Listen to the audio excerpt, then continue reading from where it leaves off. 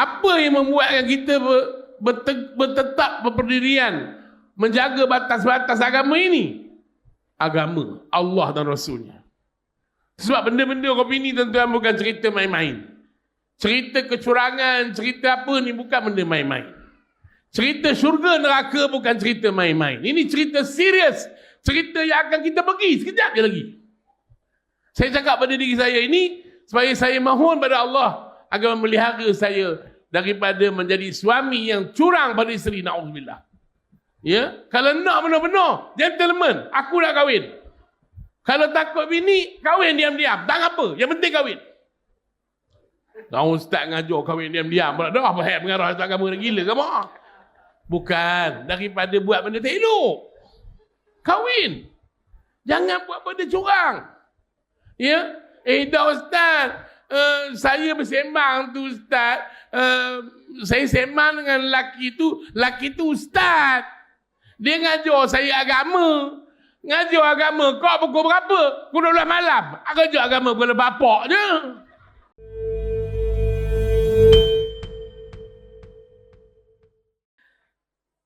Rasulullah SAW ini sebagai suri tauladan.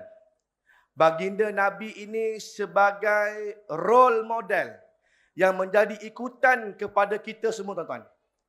Sebagai orang Islam yang beriman kepada Allah Subhanahu Wa Taala dan mengikuti sunnah Nabi, sudah pasti menjadikan Nabi sebagai role model. Tadi pada soalan pertama, kenapa Rasulullah ini menjadi suri tauladan terbaik pada umat akhir zaman kita ni? Silakan Ustaz. Assalamualaikum warahmatullahi wabarakatuh.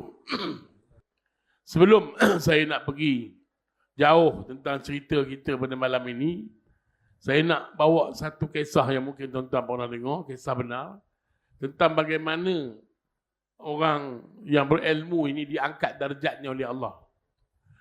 Ya, ini diceritakan oleh seorang ulama Syria yang bernama Syekh Hisham Burhani. Syekh Hisham Burhani namanya. Boleh akses lah internet.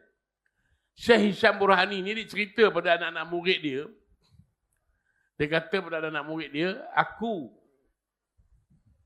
menceritakan kepada kalian tentang kelebihan ilmu. Dia kata, satu ketika berlaku kepada seorang hafar, dia panggil. Hafar ni tuan-tuan, penggali kubur. Penggali kubur yang berada di perkuburan Dahdah di Syria. Di Syria ada perkuburan Dahdah. Perkuburan ni lebih kurang macam perkuburan Baqi' di Madinah. Sedangkan apa nama Baqi' ni semualah hebat kita tahu sahabat Nabi tinggi sangat darjat mereka ya. Yang ini wali-wali Allah sebagainya. Dikuburkan di situ. Jadi siapa yang ceritakan ini kepada Syekh Hisham Burhani? Yang menceritakan ini ialah Hafar itu sendiri. Satu hari, dia kata, aku didatangi oleh seseorang untuk suruh gali kubur. Aku menggalilah. Beberapa jam kemudian datanglah orang membawa jenazah. Yang bawa jenazah itu diikuti oleh yang mengiring jenazah itu hanya beberapa orang. Dia kata, tak ramai pun. Mana beberapa ni 10, 15 tu ramai sangat lah tu. Jadi, jenazah ini sampai kepada aku, sebab aku hafar, aku nak sambut jenazah ni. Allah tunjuk pada aku satu keajaiban. Gitu. Bila jenazah ini sampai ke tangan aku nak turunkan jenazah ini ke tanah, Allah buka kubur pemilik jenazah ini, jadi raudatun min riyadil jannah. Jadi taman syurga. Daripada arah taman syurga itu, datang 2 ekor kuda yang ditunggangi oleh 2 orang, menyambar jenazah ni, bawa ke Raudah. Bawa ke Raudah. Hafar ini, kata di Syekh Hisham Burhani, jatuh pingsan. Tengok keadaan tu pingsan. Orang, sebab apa? Kata di Syekh Hisham Burhani, huwa alladhi ra'a faqat. Dia seorang aja yang tengok, orang lain tak tahu pun. Jadi orang berenjih-renjih air pada muka dia, mungkin letih sangat panas kot. Dia pun terjaga. Tak ada apalah. Selesailah kisah tu. Orang pun selesai kebumikan jenazah. Habis cerita tu. Diam. Beberapa bulan lepas itu, perempuan yang sama tadi, minta maaf, wanita, seorang ibu yang sudah paruh usia, datang lagi minta si Hafar ni galikan kubur. Gali. Peristiwa yang sama, datang lagi jenazah yang orang pun tak ramai, yang berlaku peristiwa yang sama. Tapi si Hafar ini, si penggali kubur ini tidak pensan lagi. Tapi dia tanya pada makcik ni, Puan, minta maaf, saya nak tanya pada Puan, siapa sebenarnya meninggal dunia ni? Apa amalannya? Itu yang dia nak tahu sangat. Sebab Allah buka pintu hijab dia kepada kawan ni. Perempuan terenung kata, dia kata, aku ni Allah uji banyak. Dulu anak aku meninggal, ni anak aku lagi meninggal. Dia kata tak sampai berapa bulan meninggal lagi. Tak apa Puan, sabar, Allah ganti. Allah tempatkan mereka di tempat yang hebat. Tapi saya nak tahu apa kedudukan anak Puan ni masih hidup, dia apa benda buatnya? Apa tugasan dia? Dia pun cerita. Yang meninggal dahulu sebelum ini ialah adik kepada yang ini, dia kata. Adik dia ini bekerja, tidak bekerja. Dia kata cuma dia adalah sebagai talibal ilm, penuntut ilmu. Orang yang belajar, sekolah rendah agama rakyat ke sekolah mana ke? Maknanya Allah angkat darjat yang Tuhan sebut dalam Quran, yarfa'illahu alladhina amanu minkum walladhina utul ilma darajat. Tuhan tunjuk terus pada hafal. Orang yang mengaji ni Tuhan angkat darjat dia. Yang ini, yang hari ini meninggal pun sama dengan yang itu. Dia bukanlah penuntut ilmu, tetapi dia adalah najar, kata di makcik ni. Najar ni apa? Tukang kayu, tukang buat rumah. Tapi dia ni lah yang tanggung adik dia belajar. Sama-sama Tuhan angkat darjat. Saya bukan nak cerita apa tuan-tuan. Saya tengok di sini ada perancangan program pendekatan akademik saksiah. Ni, cerita ni orang yang mengaji, orang yang nyumbang, sama darjat. Terpulang tuan-tuan nak sumbang atau tidak? Pada hari ini. Ini bukan cerita dongeng, cerita daripada Syekh Hisham Burhani. Tak habis di situ. Si Hafar ni tuan-tuan, dia tak jadi pengorik liang lagi dah. Dia pun ambil keputusan berhenti. Sebab Hafar ni bayar-bayar saya 50-an. Bukan muda pun, dah tua-tua apa saya dah. Pergilah dia berhenti, dia pergi ke Masjid Taubah. Kata Syekh Hisham Burhani, Masjid Taubah ni tempat mengaji lah, tempat orang mengaji. Pergi, dia daftar. Orang yang nak ambil berdaftar dia tu, nak masukkan nama dia tu, gelak tengok. Nak mengaji. Ngapa awal benar? Kata dia pula, perli kuat benar lah pula. Kawan perli, kawan balut lah. Aku nak cerita kamu, aku berlaku pada aku, Tuhan tunjuk pada aku kelebihan ilmu. Terkejut kawan yang daftar ni. Kalau macam tu ambil ni. Tuan-tuan, bila mengaji ni, tuan-tuan akan senang nak mengaji ni, kena bersungguh-sungguh, kena ada. Kena hafal tu, kena hafal ni. Tambah-tambah kalau bidang agama. Maka, apa terjadi kepada hafal ni tak habis. Si pengeliang lahat ini mengaji walaupun usianya 50-an. Kata Syekh Hisham Burhani. Kerana kesungguhan dia belajar. Bersungguh-sungguh dia belajar. Menjadi seorang murid, menjadi hamba ilmu. Fasara, kata. Maka akhirnya, hafal ini. Fasara. Ahadun min kibaril ulama ini miskin. Jadilah dia salah seorang daripada ulama besar di Damsyik yang bernama Syekh Abdul Rahman Hafar. Tuan-tuan bayangkan, kita ngaji di masjid dekat 20 tahun, seorang pun tak boleh jadi ustaz juga, pening juga kita. 20 dia belajar sungguh-sungguh. Sampai dia kata berketurunan ini berakhir dengan seorang ulama besar juga bernama Syekh Abdul Razak Hafar. Tuan-tuan dan puan yang dirahmati Allah, maknanya mengaji, menolong orang yang mengaji, sama taraf yang Allah angkat darjatnya. Di mana? Bila kita merasainya nanti di alam yang kekal abadi nanti. Jadi hadirin hadirat, malam ini juga kita berada dalam majlis ilmu. Kita cerita pasal kekasih Allah, juga kekasih kita Nabi Muhammad sallallahu alaihi wasallam. Bila kita bicara tentang manusia hebat ini, kalau kata dia apa nama panel ni moderator tadi, apa yang kita nak ambil daripada baginda? Seluruhnya. Kutip semuanya. Apa yang dibawa oleh Nabi kita Muhammad, ambil seluruhnya. Cuma kita mampu dengan tak mampu je. Saya pun congok-congok bila tengok dalam kitab Al-Azkar karangan Imam Mahyuddin Abu Zakaria Yahya bin Sharaf An-Nawawi rahimahullah. Allah, berapa peratus je yang aku ikut Nabi-nya.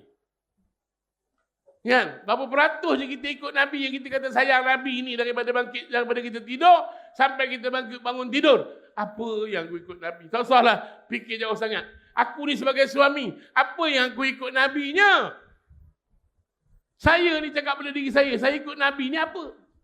Cakap dengan isteri pun kasar, ikut Nabi apa benda? Dah panggil bini, hoi, hoi, hoi. Apa benda hoi? Mamak roti canai apa? Nah, Rasulullah panggil isteri dia Humairah. Allah manjunya Nabi. Kalau kita panggil isteri kita, wahai si merah kemerahan, getik kamu ni kawan tu dengar jalan, betul-betul kamu lah. Si merah jambu ya Ustaz Datuk. Itu Rasulullah. Nak cerita, ini bukan cerita yang bila kita sebut tentang Nabi, kita macam, kita rasa tak mampu. Tak, sebenarnya kita mampu. Kita ingat Rasul, kita ingat apa yang dibawa oleh baginda, contoh tauladan yang dihantar Allah pada kita. Subhanallah. Hari ini tuan-tuan, untung kita jadi orang Islam. Teknologi yang paling hebat apa dia? Hari ini? AI. Artificial Intelligence. Orang tanya pasal Nabi Muhammad. Kagak lupa dia mah, baru dia tahu. Orang tanya pasal Quran benar atau tidak. Artificial Intelligence jawab, benar. Quran lah paling benar. Tak kejut dia apa? Muhammad benar atau tidak? Isa macam mana? Semua dia betulkan. Nganga-nganga orang putih. Sebab artificial intelligence dia tak kerti nipu. Dia tak kerti menipu. Dia cerita yang betul. Bagaimana? Apa agama yang benar? Tum dia keluar Islam. Apa perbezaan agama Islam dengan Hindu? Apa perbezaan agama Islam dengan Kristian? Apa perbezaan? Semua dia cerita. Sebutkan bagaimana syahadah. Dia sebut asyhadu an la ilaha illallah wa asyhadu anna Muhammadar Rasulullah. Nak kata apa? Saya bertambah yakin dengan Allah SWT. Memang kita yakin dah. Tapi bertambah-tambah lagi ganda kita yakin kepada ajaran agama kita, tuan-tuan dan puan-puan yang dirahmati Allah. Nampak dah sinar kecemerlangan Islam semakin menyerlah hari ini, semakin menyerlah. Pergilah ke mana dunia pun. Nampak dah. Sebab apa? Sebab kita memang berada di akhir zaman. Islam dah jatuh lama 100 tahun. Dia akan bangkit balik menyinar dunia ini dengan keadilan demi keadilan. Oleh itu, kita sebagai umat Nabi besar Muhammad sallallahu alaihi wasallam, mari kita kutip sebanyak mungkin contoh tauladan yang ditunjuk oleh baginda untuk kita terapkan dalam kehidupan. Kalau sebagai ayah, mari kita kutip. Saya juga ada salah banyak mendidik anak-anak bersama dengan keluarga. Kita betulkan balik. Penyakit panah baran. Rasa Nabi tak ada panah baran, Datuk ya? Kita panah baran kentok sesaja. Kentok ni dia pun aku tahu. Menjerit sana, menjerit sini tak betul. Na'udzubillah. Jadi hadirin hadirat, setiap adab yang ditunjuk banyak di masjid-masjid di surau guru-guru kita mengajar. Syama'il Muhammadiyah oleh Imam Tirmizi. Tadi saya sebut tentang Al-Azkar.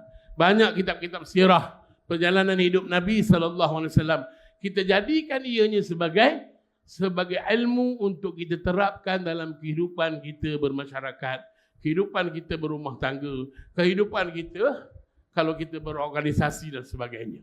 InsyaAllah umat ini akan terangkat kembali menjadi umat yang sejahtera insyaAllah. Wallahu alam, saya serahkan kembali kepada moderator. Subhanallah walhamdulillah. Masalah hati, masalah jiwa, itulah yang menyebabkan kenapa manusia hari ini mengikut hawa nafsu. Sebab itulah kalau kita lihat pada hari ini, kadar penceraian berlaku khususnya di negeri Perak ni pun tinggi. Yang bercerai tinggi tuan-tuan. Apatah lagi di negara Malaysia kita ni. Ya, belum cerita berkaitan dengan artis tadi. Artis-artis bercerai ramai. Saya rasa tuan-tuan kenal lah kot. Kan? Jadi menyebabkan manusia hari ini, orang yang tengok sebagai follower, begitu mudah sekali melakukan perceraian sebab mengikut mungkin artis-artis yang berada yang disuka lah ya. Jadi bagaimana kita nak menangani akan perkara itu. Ustaz, silakan Ustaz. Jadi hadirin hadirat, kita ni cerita rumah tangga kan. Orang yang kita nak tiru Nabi besar kita Muhammad sallallahu alaihi wasallam itu. Dan cerita rumah tangga ini bukan cerita baru hari ini. Macam-macam lah kita dengar. Ingat lagi pada zaman Ustazah Nur Bahayah, cakap remor lah, cakap singa lah, cakap beruk.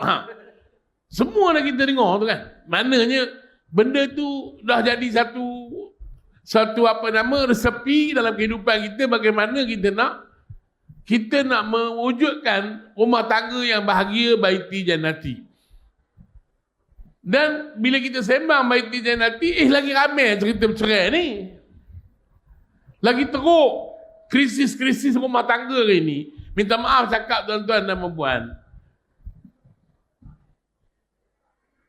Kecurangan suami isteri banyak ini. Suami curang, isteri curang. Hari ini khalwat di alam maya. Tak payah nak berkhalwat bawa orang perempuan dalam rumah, tak payah. Boleh buka handphone, boleh WhatsApp, video call isteri orang dengan lelaki orang. Tak ada masalah ini. Nak buat dosa, buka. Jalan dibuka seluas-luasnya. Allah dah sebut dah wahadainahun najdain. Kami tunjuk kepada kamu dua jalan. Pergi pilihlah. Apa yang membuatkan kita bertetap berdirian, menjaga batas-batas agama ini? Agama Allah dan Rasulnya. Sebab benda-benda kau ini tuan-tuan bukan cerita main-main. Cerita kecurangan, cerita apa ni bukan benda main-main. Cerita syurga neraka bukan cerita main-main. Ini cerita serius. Cerita yang akan kita pergi sekejap je lagi. Saya cakap pada diri saya ini supaya saya mohon pada Allah agar memelihara saya daripada menjadi suami yang curang pada isteri, na'udzubillah. Ya, kalau nak benar-benar gentleman, aku nak kahwin. Kalau takut bini, kahwin diam-diam, tak apa, yang penting kahwin. Kau ustaz ngajar kahwin diam-diam, dah apa hal mengarah ustaz agama nak gila ke mak? Bukan, daripada buat benda tak elok. Kahwin. Jangan buat benda curang. Ya? Dah ustaz, saya bersembang tu ustaz, saya sembang dengan lelaki tu ustaz. Dia ngajar saya agama. Ngajar agama, kau pukul berapa? Pukul 12 malam. Aku ajar agama pukul bapak je. Bukan Ustaz Kazim. Bukan Ustaz Kazim. Kalau Ustaz Kazim, awak tak nak bawa orang kat sini dengan dia. Dah tunggu tuan-tuan. Mana boleh? Agama dah bataskan halal dan haram. Ada had yang boleh. Isteri nak bersembang dengan ustaz, ada batas. Kami kena keluar peraturan pula ada garis panduan nak bersembang WhatsApp. Saya sebagai isteri perempuan, saya nak sembang dengan seorang ustaz. Bolehkah saya WhatsApp ustaz tu terus tanpa saya minta izin suami saya? Tak boleh. Saya kena minta izin suami saya baru saya boleh WhatsApp pada ustaz tu. Islam dah ada garis panduan dah. Walaupun nak sembang tu nak tanya hukum dengan ustaz, tak boleh. Kena khabar bang, saya nak WhatsApp pada Ustaz Arif Fadilah ni, nak tanya hukum sekian. Silakan buatlah. Tengoklah masa. Pukul 12 malam. Yang ustaz tu pula pukul 12 malam pun layan. Itu bukan ustaz tu minta maaf. Itu start lah ustaz. Minta maaf tuan-tuan. Banyak sangat kes hari ni. Saya tak lalu nak dengar orang. Nak cerita pada hadirin hadirat. Saudara-saudara hadirin hadirat yang dirahmati Allah SWT sekalian. Bukan saya nak bagi pada orang perempuan tak. Bukan saya nak kata orang perempuan tak bagus dan sebagainya. Bila kita bicara tentang rumah tangga ini, saya pergi pada orang isteri dulu. Ya mudah-mudahan. Sebab apa saya fokus pada isteri? Sebab isteri ni nak masuk, perempuan ni nak masuk ke syurga Allah. Dia taat pada Allah, dia taat pada Rasul, dia taat pada suami. Ramai orang perempuan yang boleh taat pada Allah. Alhamdulillah. Soal semayang, soal puasa, soal mengaji, soal memang lah. Dan yang kedua, taat pada Rasul, insya-Allah. Dia tak lepas yang ketiga, taat pada suami. Taat pada suami dia sakit. Ustaz, saya nak taat suami, dia pun teruk. Dia kira macam tu. Dia tak kira yang dia taat pada suami dia tu bukan pasal suami dia, pasal taat pada Allah. Kalau kita jaga itu dalam hidup kita, saya bercakap pada diri saya, aku buat baik pada isteri aku. Contohlah, saya tak kata isteri saya jahat, tak. Kalau isteri saya tak pedulikan saya, isteri saya tak masak, tapi saya tetap bagi nafkah. Saya bagi nafkah pada isteri saya kerana isteri saya kerana Allah. Kalau hang buat kerja kerana isteri hang, memang tak ada apa-apa. Aku bagi nafkah pada isteri aku bagi nafkah pada anak-anak aku, walaupun isteri aku tak taat pada aku bagi nafkah dia kerana Allah, bukan kerana dia. Dia punya pasal lah. Kerana itu Sayyidatuna Asiyah diangkat tinggi darjatnya oleh Allah. Mana ada perempuan yang suami Firaun, ada? Cakap apa? Saya Ustaz, suami saya macam Firaun, ada tak? Kalau ada di sungai-sungai tinggi ni, pelik benar lah. Suami saya bukan Firaun Ustaz, tapi namanya Aun. Oh, namanya Aun. Hadirin hadirat yang dirahmati Allah Subhanahu wa taala sekalian. Ya, jadi mari kita sebagai isteri, saya bagi ni 6 sikap isteri yang perlu dihindari. 6 ni boleh buang. Bukan senang. Yang selalu jadi penyakit rumah tangga ni 6 ni. Apa dia? Pertama, jangan jadi isteri yang suka mengeluh. Mengeluh, abang. Tidur je kerja kalau orang belah kepala. Abang pergilah ni, abang itu. Kita duduk rumah, salah keluar, salah. Duduk rumah lama-lama, apa orang tua ni tidur sesaja. Bila kita pergi keluar, pergi jalan, apa tak balik-balik, marah juga. Kamu beritahu, abang ni abang balik kan pukul 3 petang. Tak balik terus pun tak apa. Udah lah. Marah juga. Ini nombor 1 ya. Nombor 2, minta maaf. Nombor 2, ni selalu orang perempuan ni, bukan saya kata orang sungai tinggi ni, tapi selalu suka mengungkit. Ya Allah, mengungkit. Daripada mula kahwin, sebelum kahwin, masa bertunang sampai, ya, mampus dia keluar.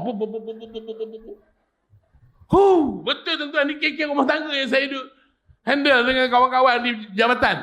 Mengungkit. Kadang dia ungkit tu benda-benda tak patut-patut. Saya kahwin dengan suami saya, apa saya dapat? Apa pun tak ada. La ilaha illallah, minta maaf lah orang perempuan. Ini penyakit-penyakit yang menyebab kemurkaan Allah. Jangan ungkit. Ya, memang bukan senang nak jadi isteri yang salihah. Tu dia cakap. Akhir zaman ni kalau nak cerita isteri yang salihah boleh kira dengan jari. Ya, jangan suka mengungkit. Mengungkit di satu benda yang suami dah bagi tu dah. Kita sayang dia. Allah dah pilih kita. Suami kita tu adalah terbaik untuk kita. Dan kita pun, aku dengan isteri aku, kita tengok isteri saya. Saya kena sayang dia sebab itu pilihan Allah pada saya. Dan saya kena sedar diri. Layak aku dengan dia, dia pun layak dengan aku. Saya Ustaz bukan apa. Saya teringin suami saya tu jadi macam Ustaz Kazim. Allah mampus lah kau itu. Letih lagi lah semua apa Ustaz Kazim. Jadi tak boleh. Kita tak tahu kan. Suami kita tu lah yang terbaik Allah pilih tu. Doa yang terbaik insya-Allah. Banyak kalau cerita rumah tangga ni, jangan suka. Jangan kita mengungkit-ungkit apa saja. Yang ketiga ni yang saya sebut tadi. Suka pada lelaki orang. Tak suka suami. Keluar rumah, minta maaf perempuan. Minta maaf banyak-banyak. Ramai orang perempuan keluar rumah bercantik-cantik dalam rumah. Berapa ramai orang perempuan dalam rumah bercantik-cantik untuk suaminya. Tak temberang lah. Kain kemban. Kain tu pun dah koyak-koyak. Allah. Kalau dulu adalah baju. Baju tu dulu zaman saya ingat lagi. Born to be free. Dah. Lambang Barisan Nasional. Barisan tu pun dah jatuh. Timbang tu dah singit. Allahu Akbar. Bedak sejuk sakit lah bedak. Tak apa benda bedak. Masa kahwin, minyak wangi. Udah dekat dapat udah ada pension, Berangkat je bantai, minyak hangat aja rojanya. Allah, mati kopi ni. Minta maaf tuan-tuan. Ini cerita yang betul. Real. Ya. Jangan kita bersiap pergi ke Nuri Kenara. Nak tunjuk siapa? Nak tunjuk siapa? Kan? Tambah kita ada suka pada seseorang. Kita tunjuk siapa sebenarnya kita tinggal kita? Kenapa kita tak tunjuk pada suami kita? Ini yang banyak perempuan tersungkur. Wal'ayazubillah. Itu sebab kadang-kadang saya suka pula orang pakai niqab. Dah tentu kecantikan dia tunjuk pada suami dia. Tak, siapa nak tunjuk siapa? Siapa nak tengok mata dia keluar? Siapa lelaki nak tengok? Lelaki mana nak perasan? Tak perasan dah mata. Dalam suasana hari ini lah minta maaf. Saya rasa sudah sampai masanya pakai niqab semua. Yang cantik yang tu di rumah. Kan? Yang beli baju seksi. Cuba bersuami beli baju seksi-seksi balik di rumah. Kita pun tengok, Allah. Nak pakai bila ni bang? Pakai lah, aku dah lama. Mampu. Kan? Biarlah kedut pun kedut lah. Hadirin hadirat, banyak kisah rumah tangga ni, takutlah saya. Saya pun dah takut dia nak cerita. Okey, yang keempat. Jaga ya. Mana kecantikan kita untuk suami, bukan untuk orang lain. Wala'iyazbillah. Bukan maksud saya bila keluar rumah tu dapat uduh, tak. Cantik juga, tapi tidaklah kita menonjolkan tabarruj kita itu kepada laki-laki lain. Berpium pakai ni wangi-wangi untuk orang lain mengikuti kita. Wala'iyazbillah. Apatah lagi kita post gambar-gambar kita dalam media sosial untuk orang laki-laki tengok. Untuk minta maaf ya. Orang yang laki-laki yang melihat kita bercantik-cantik itu bukan menikmati kita. Menikmati tubuh badan kita. Wala'iyazbillah. Akhirat menanti segala-galanya. Wala'iyazbillah. Ya. Keempat, yang kelima. Belajarlah jadi isteri yang tidak terlalu banyak bercakap. Memang bila sebut orang perempuan memang banyak cakap. Orang perempuan cakap sehari berapa? Berapa perkataan ni kajian ni. Orang perempuan bercakap satu hari 25,000 patah perkataan. Orang laki-laki 5,000. Orang laki-laki jantung dia di mana? Jantung dia di sini. Orang perempuan jantung dia mana? Jantung dia di mulut. Siapa cerita ni? Arwah Datuk Profesor Datuk Dr. Yusof Husin. Saya selalu berforum dengan dia. Rektor Universiti Rektor College Islam dulu. Selalu berforum dengan dia. Orang laki-laki memang jantung dia di sini. Orang perempuan jantung dia di. Itu sebab orang laki-laki banyak mati dulu. Jantung di sini. Ya, mati.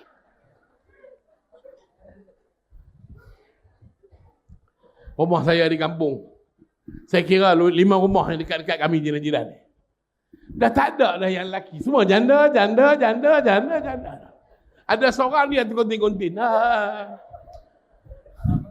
Semua jantung di sini. Ya. Yang keempat. Yang kelima.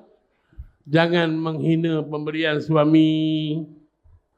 Jangan menghina pemberian suami. Suami bagi apa? Terima kasih bang. Terima kasih. Jangan. Kalau kau bini, baik tak payah beli. Allah. Kawan setengah mampu pilih aku bini aku, dia suka apa, aku tak tahu. Orang lelaki memang dia bukan peduli. Isteri dia suka makan apa pun dia tak tahu. Orang lelaki ni tak kisah. Hang bini aku suka makan apa, aku tak tahu kau bawa apa, dia sapu semua. Orang perempuan dia detail, semua dia tahu. Benda kecil-kecil dia tahu, itu kelebihan. Masing-masing lah. Kehidupan kita ni tuan-tuan kena toleransi. Banyak-banyak bertoleransi. Dan yang terakhir, untuk ibu-ibu yang saya kasih sekalian, hargai pemberian suami. Maksudnya, kita jangan minta sesuatu yang di luar kemampuan suami. Haram hukumnya. Minta sesuatu di luar kemampuan suami. Nabi SAW, isteri-isteri baginda, pernah teringin nak dapat nikmat, ada hiasan di tangan dia apa. Nabi kata, kamu pilih sama ada aku jadikan gunung Uhud itu emas berlian, kamu ambil atau kamu pilih aku. Diam terus isteri dia. Pilih aku. Pilih aku atau pilih dunia? Pilih. Ya, maknanya cerita keinginan untuk dapat perhiasan dunia ini sudah menjadi